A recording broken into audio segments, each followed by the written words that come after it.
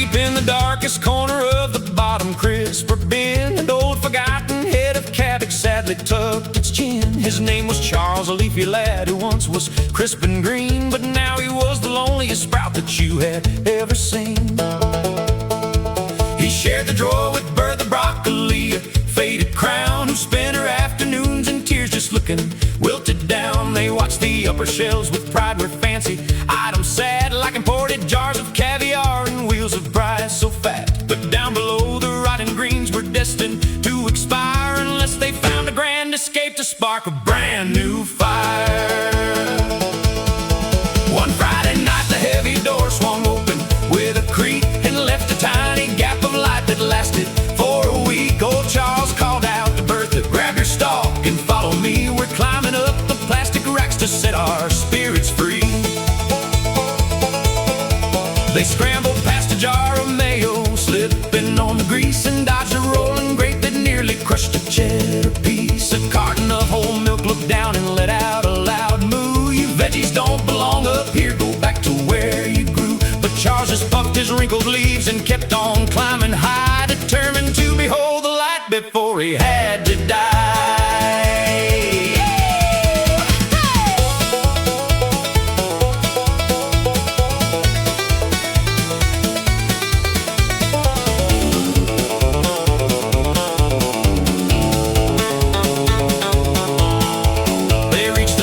Shelf and met a spicy, fierce cartel of pickled jalapenos who were raising absolute hell. They threw their seeds like tiny darts and dared the pair to fight while shouting fiery insults in the cold fluorescent light. But Bertha swung her floors wide and knocked them to the floor, opening up the pathway to the condiments and more. They leaped onto a stick of butter, sliding like a sled, right through a field of leftovers and crumbs of sourdough bread. The mustard bottle cheered them on, the ketchup clapped its lid, amazed at what a cabbage and a stalk of broccoli did.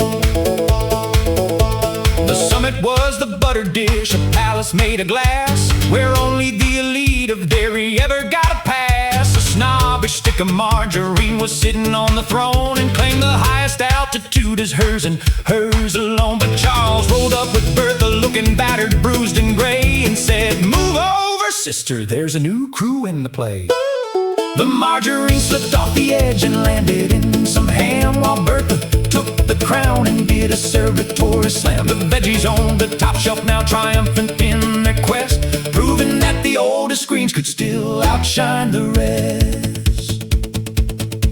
The other food looked up in awe and started to rejoice as every single item found a loud collective voice. The soda cans began to fizz, the eggs began to roll. A grand community was born within the chilly hole. No longer did the upper shelves look down upon the bin, for everyone accepted that the crisper greens could win. They threw a party through the night, a cold and frosty bash, until the human opened up the door to clear the trash.